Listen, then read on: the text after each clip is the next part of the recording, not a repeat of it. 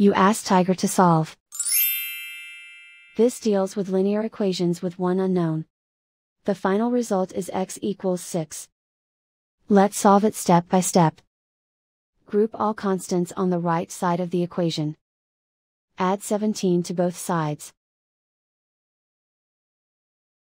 Simplify the arithmetic.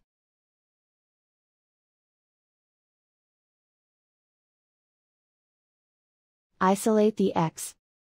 Divide both sides by 21. Simplify the fraction. Find the greatest common factor of the numerator and denominator. Factor out and cancel the greatest common factor. And so the final result is x equals 6.